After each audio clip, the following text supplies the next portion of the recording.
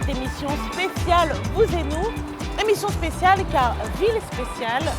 Nous sommes à New York et Manhattan en est son épicentre.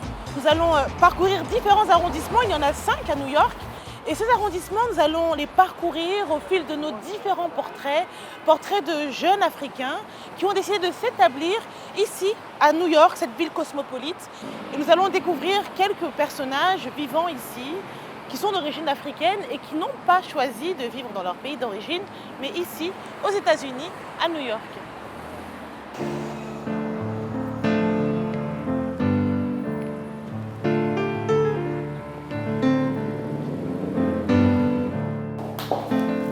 Je suis Bibi Moussafiri, je suis avocat avec le barreau de New York.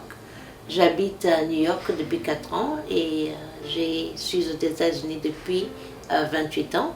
Je viens de la République démocratique du Congo et originellement de l'île d'Idjwi dans l'est du Congo. Je me spécialise en droit international. Et c'est droit international des affaires, mais aussi bien que droit international public. Donc le travail que je fais, il est peut-être, on dirait, 30 à 40% immigration. Bibi travaille sur plusieurs dossiers, comme l'aide aux locataires de New York victimes de spéculation sur le prix des loyers. Elle tente de faire régulariser des milliers de médecins sans papier pour pallier à une pénurie nationale estimée, selon elle, à plus de 200 000 médecins. Je travaille partout. Je travaille à la maison, je travaille au bureau, je travaille dans le café. Quand je m'arrête à Starbucks et prendre un café, automatiquement, mon laptop, je l'ouvre automatiquement. Et s'il y a quelque chose à faire, ça sera fait là. Moi, quand je pars, hein. C'est 100%. Dans cette maison, il n'y a pas un disque, une cassette avec de la musique africaine. C'est pas parce que je n'aime pas. Parfois, je suis dans un taxi, j'entends une musique congolaise. Je la sens. Mais bon, ce n'est pas nécessairement quelque chose que je prendrais le pas d'aller chercher. Non, je n'irai pas chercher le Pondu ou le magasin spécial qui vend des mets africains. Je crois que c'est plus pragmatique d'appeler le coin. Si Bibi assume avoir embrassé sa nation d'adoption, elle met un point d'honneur à remplir un devoir de transmission auprès de ses enfants. En américaine épanouie, Bibi a des amis américains qui viennent du monde entier, mais aucun noir américain selon son constat. Comme si, selon elle, il y avait un fossé, une barrière invisible entre les immigrants qui connaissent leur origine et ceux qui ne la connaissent pas.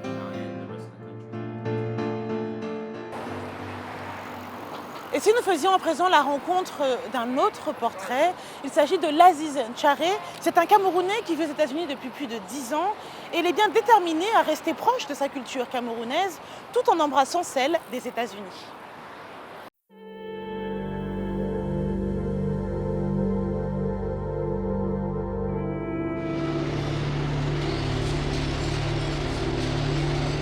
Vous savez, les gens parlent beaucoup du rêve américain. Bon, quand moi j'avais à choisir entre faire mes études à l'université de Paris, à Sorbonne et l'université de New York, le choix était très facile parce que je me dis, aux États-Unis, à New York, je vais rencontrer les Noirs comme moi, je ne serai pas stigmatisé et j'ai plus de liberté, n'est-ce pas, à exprimer ce que j'avais à dire.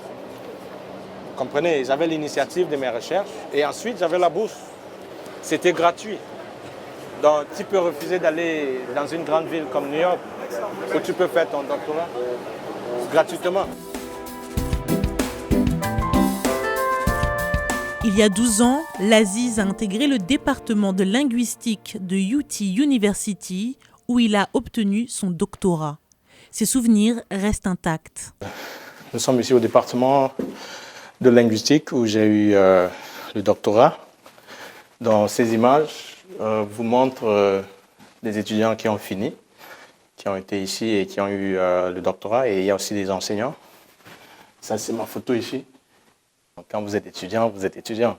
Je viens dans ce département du Cameroun où je parle rien que le français. C'était vraiment un défi. Et quand j'arrive, je suis le seul noir, ça c'est vrai. Mais cela ne m'a pas du tout influencé. Au contraire, je me suis très vite adapté et tout le monde travaillait avec moi et j'étais bien entouré. J'avais des amis et les enseignants aussi me donnaient tout le soutien dont j'avais besoin. La transition a été très naturelle, donc je n'ai pas eu sincèrement de problème parce que j'ai fini avant tout le monde.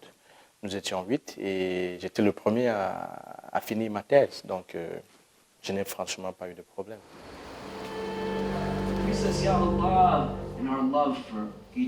Comme chaque vendredi, l'Aziz tente de suivre l'un des piliers de l'islam en allant à la mosquée près de chez lui dans le Bronx ou dans celle-ci, au centre islamique de New York. La manière dont nous prions, tout le monde enlève les chaussures et on se met au même niveau. Cela donne l'impression que la grandeur en islam n'est pas au niveau de l'origine, de la richesse ou bien du statut social, c'est beaucoup plus au niveau de la foi. Détenteur d'une green card depuis tant d'années, l'Aziz est éligible pour la naturalisation, mais il préfère garder sa nationalité camerounaise. Des États-Unis, il s'engage aux côtés d'autres activistes pour soutenir les anglophones du Cameroun, qui, selon lui, sont marginalisés. Il vit ainsi avec un pied aux États-Unis et un autre au Cameroun, comme le lui dicte son cœur.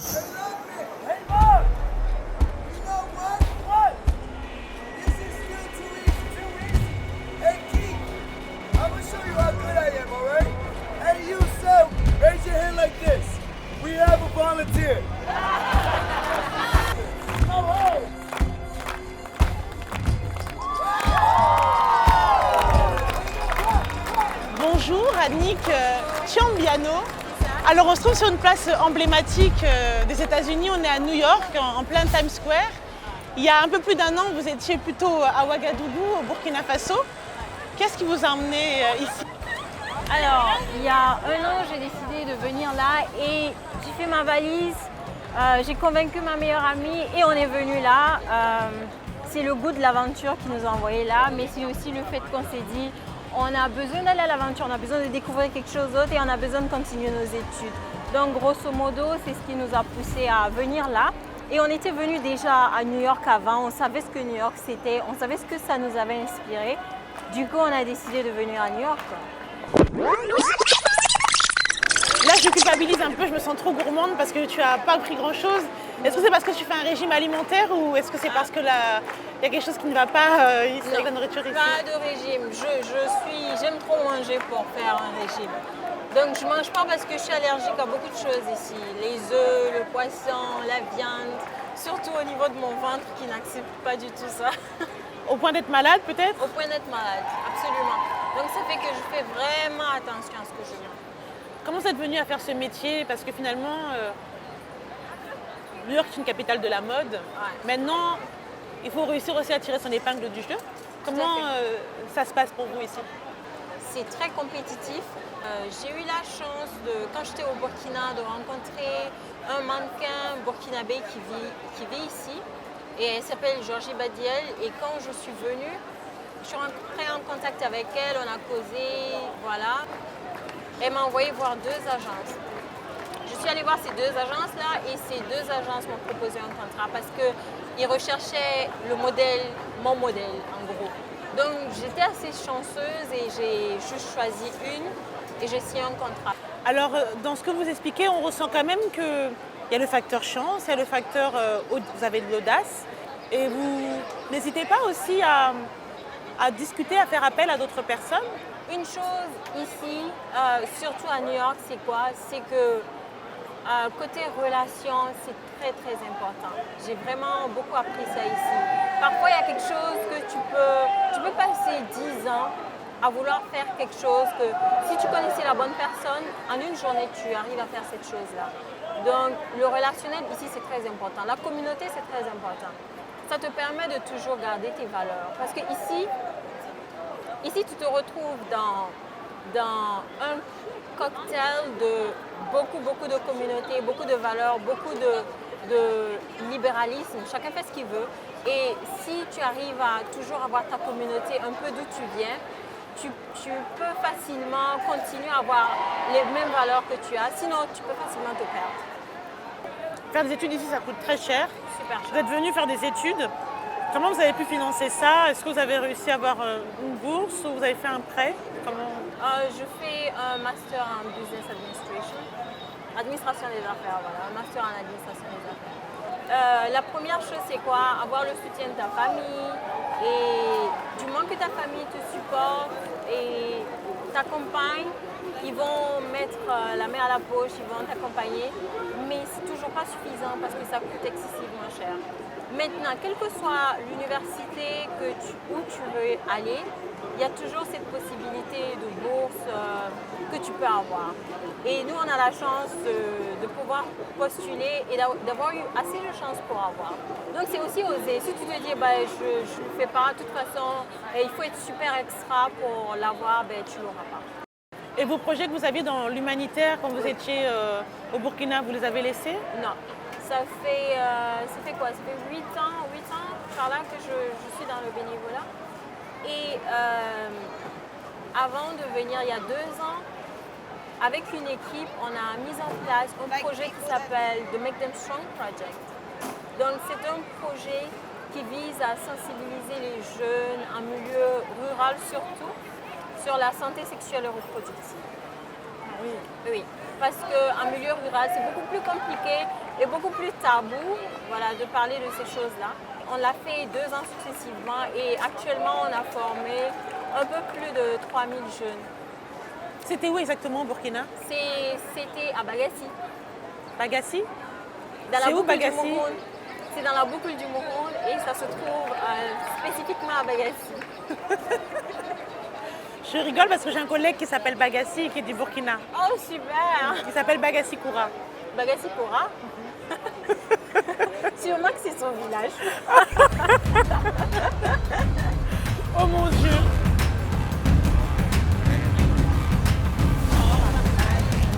C'est déjà le moment de prendre une courte pause ici à New York. Mais on se retrouve, si vous le voulez bien, dans quelques instants avec plein d'autres surprises, avec également beaucoup de musique, de la musique made in USA, made in New York, mais également de la musique venue du continent jusqu'ici aux États-Unis.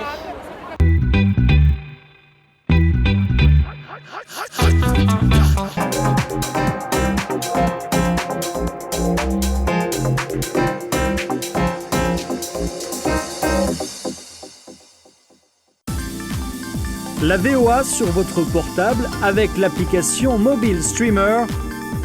Écoutez nos programmes n'importe où, quand vous le voulez. C'est gratuit avec Internet. L'application est disponible sur iPhone ou Android.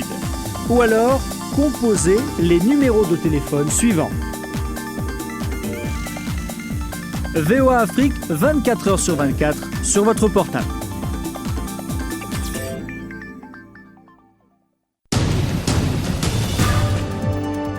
Washington Forum, votre décryptage hebdomadaire de l'actualité africaine, américaine et internationale sur VOA Afrique. 30 minutes d'échange et d'analyse sur d'importants événements, économie, politique, sport, culture. Nos invités répondent aux questions. Washington Forum s'est allé au-delà de la nouvelle, une perspective sur des questions importantes à partir de la capitale américaine. De Dakar à Kinshasa, en passant par Le Caire, New York, Paris et Londres. Nous sommes en direct chaque jeudi à 19h temps universel. Washington Forum sur VOA Afrique et nos chaînes partenaires.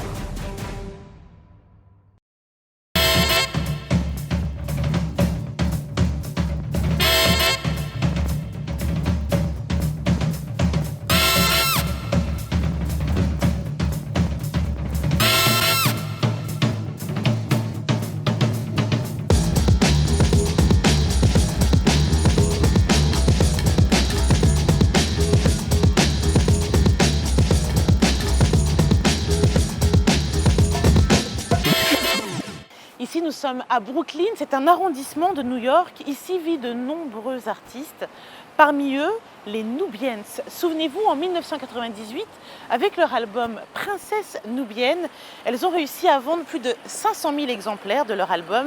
C'est un exploit aux États-Unis car c'était en français et vous aviez des Américains qui chantaient en français. Et ça s'est vendu à plus de 500 000 exemplaires, ce qui a fait de ces artistes, les Nubians, des véritables icônes, après Edith Piaf et Charles Aznavour. Vous entendiez des Américains chanter « La reine de Saba vit en moi ». La reine de Saba vit en moi. Makeda vit en moi.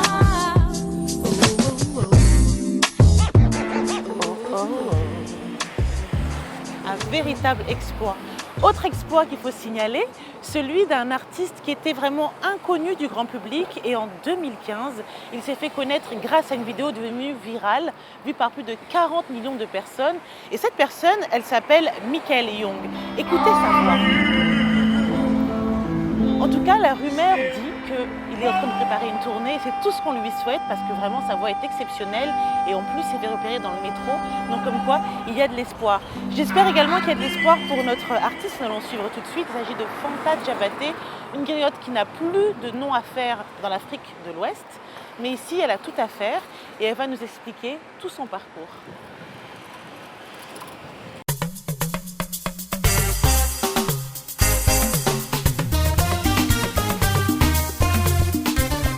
Fanta Diabaté est une griotte bien appréciée dans la sous-région, du Mali en passant par la Côte d'Ivoire jusqu'en Guinée. Aujourd'hui, elle vit dans le Bronx. Les États-Unis n'étaient pas forcément dans son programme. Non, c'est Dieu qui a voulu. Un jour, mon mari m'a appelé et dit « Fanta, je veux que tu viennes à côté de moi ». J'ai dit « Ok, si tu veux que je vienne, sinon moi je voulais rester en Afrique ». Un sentiment totalement partagé par son époux. Je dois repartir. Nous sommes les pionniers de la musique guinéenne, donc il faut qu'on soit sur le terrain pour donner encore le peu d'expérience qu'on a vécu ici, aller distribuer à nos frères. Si c'est pour faire artiste, on peut rester. Mais si c'est pour faire griotique, on ne peut pas rester ici. C'est pourquoi on mélange tout. S'il y a à faire des artistes, on vient, on fait ça. Si c'est pour griot, on vient, on fait ça. On fait tout. Avant de rentrer, je vais faire un nouvel album.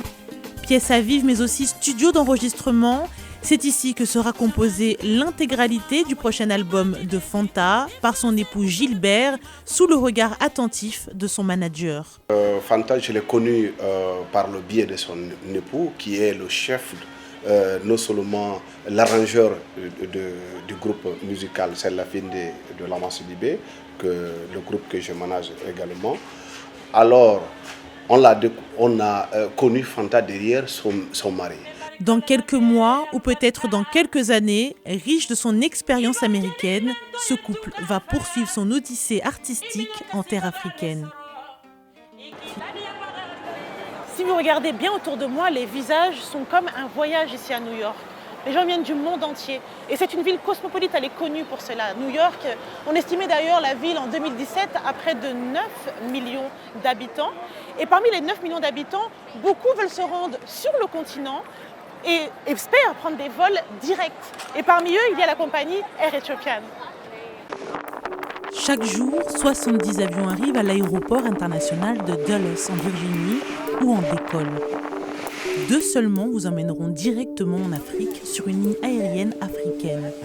C'est pourquoi le guichet d'Ethiopian Airlines est très animé.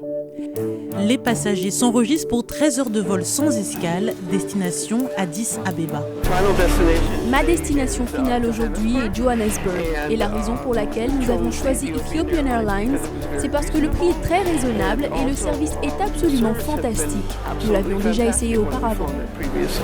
Ethiopian est l'une des 7 compagnies aériennes africaines autorisées à effectuer des vols directs vers les États-Unis. Elle dessert 51 villes en Afrique, dont Dakar en vol direct de Washington et Abidjan depuis mai dernier en vol direct de New York. Nous avons pour vision d'être en 2025 un groupe aéronautique de premier plan en Afrique et de connecter l'Afrique au reste du monde. Nous avons beaucoup investi dans notre flotte. Actuellement, nous sommes fiers d'exploiter une jeune flotte, ce qui nous aide beaucoup dans la sécurité de nos opérations.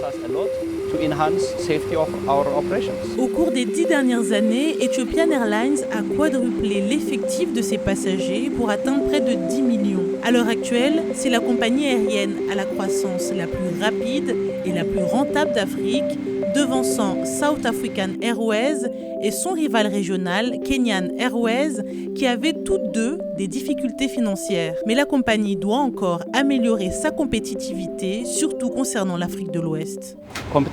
La concurrence vous oblige à travailler dur et plus intelligemment. Donc, il est bon d'avoir de la concurrence. De cette façon, nous pouvons améliorer notre efficacité, notre productivité. C'est donc le seul moyen sûr de survivre en ce 21e siècle. Nous invitons donc de nombreuses compagnies aériennes à venir d'Afrique aux États-Unis. Ethiopian Airlines dit que le ciel africain n'est pas la limite. Elle espère montrer au monde à quoi peut ressembler l'avenir de l'aviation africaine.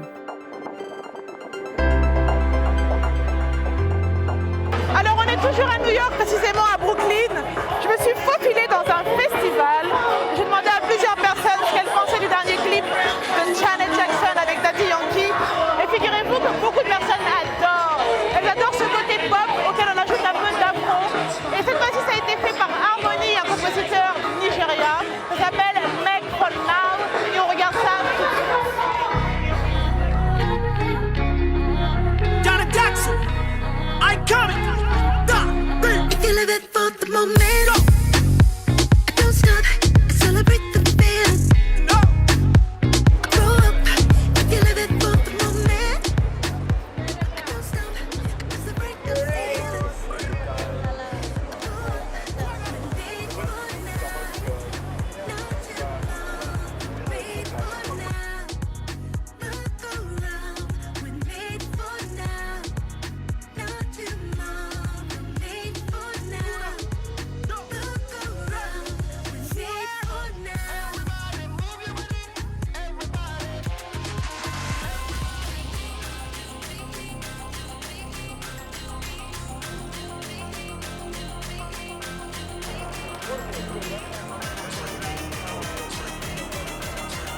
Je prends une petite pause pour partager avec vous le fait que New York est une ville où l'énergie est vraiment indescriptible. On est capable de voir des chevaux qui se baladent, des skateurs qui se baladent, des vélos qui circulent, des taxis jaunes partout. Comme si l'énergie qui était ici, l'air qui était ici, permet d'avoir une force surdimensionnée.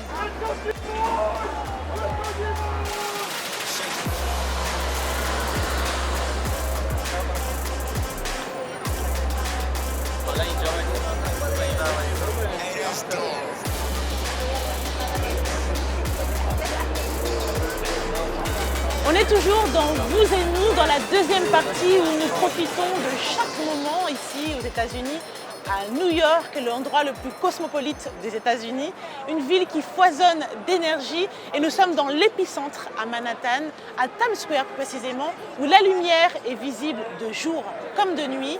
On a un paysage vraiment fantastique qui ressemble à toutes les séries ou films qu'on a pu voir. Alors oui, c'est le moment de faire des selfies pour toutes les personnes derrière moi, le moment de faire une photo pour immortaliser tout ça. Et moi, je vous propose de découvrir d'autres portraits, d'autres parcours fantastiques. Comment vous parler de New York sans vous parler d'elle? Pour l'approcher, il vous faut prendre un ferry. Elle, c'est la Statue de la Liberté qui, depuis 1984, est classée parmi les monuments du patrimoine mondial de l'UNESCO. C'est un cadeau de la France pour marquer les 100 ans de la déclaration d'indépendance des États-Unis. Haute de plus de 46 mètres, elle mesure près de 93 mètres, socle compris. Il aura fallu 200 hommes travaillant sans relâche pendant 9 ans pour l'ériger. Aujourd'hui, son flambeau doit se refaire une petite beauté. Le flambeau que nous déplaçons aujourd'hui est celui que la statue tenait dans sa main depuis sa dédicace en 1886 jusqu'en 1984, année où une restauration majeure de la statue a eu lieu, à temps pour son centenaire. Nous déplaçons le flambeau original de la Statue de la Liberté de son emplacement. Il se trouve dans le hall du piédestal de la Statue de la Liberté depuis 1985. Il est transféré avec beaucoup de précautions dans notre nouveau musée qui sera inauguré en mai 2019. C'est passionnant de contribuer à préserver et à protéger cet endroit, de manière à permettre à davantage de gens de venir et comprendre ce qu'il en est. La liberté éclairant le monde, c'est le slogan officiel de la Statue de la Liberté, un symbole de longue date de la liberté et de l'amitié ici aux États-Unis. Reine et gardienne de New York, c'est elle que les immigrés apercevaient en première après une longue et trépidante traversée de l'Atlantique. Dame liberté est source d'inspiration, d'admiration et même d'intrigue, certains pensent en effet qu'elle cache des messages secrets. Ses créateurs, l'architecte américain Richard Hunt qui a bâti le socle, le sculpteur français Frédéric-Auguste Bartholdi qui a dessiné la statue et Gustave Eiffel qui a conçu la structure intérieure sont en effet taxés d'être des francs-maçons. Quoi qu'on en dise, ce monument continue d'attirer près de 4,5 millions de visiteurs par an à New York. Vous et nous, c'est déjà fini pour cette semaine. J'espère qu'on aura d'autres occasions de voyager dans d'autres villes des États-Unis. En tout cas, un grand merci à toutes nos stations partenaires qui nous diffusent. Merci à vous pour votre fidélité. Et j'espère vous retrouver dès la semaine prochaine avec Roger, même heure, même antenne. À la semaine prochaine.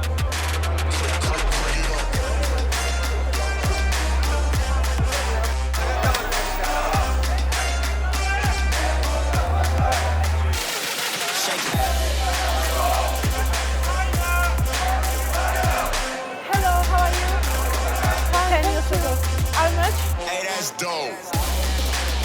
$3? Okay. One, thank you.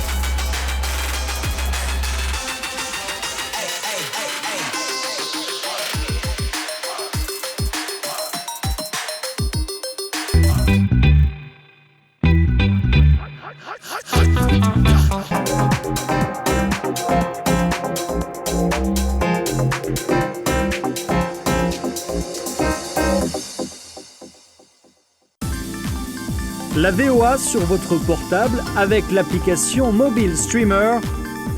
Écoutez nos programmes n'importe où, quand vous le voulez. C'est gratuit avec Internet.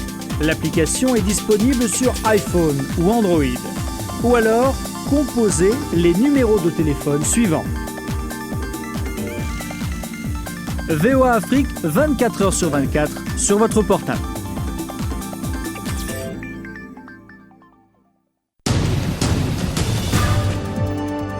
Washington Forum, votre décryptage hebdomadaire de l'actualité africaine, américaine et internationale sur VOA Afrique. 30 minutes d'échange et d'analyse sur d'importants événements, économie, politique, sport, culture. Nos invités répondent aux questions. Washington Forum, c'est aller au-delà de la nouvelle, une perspective sur des questions importantes à partir de la capitale américaine.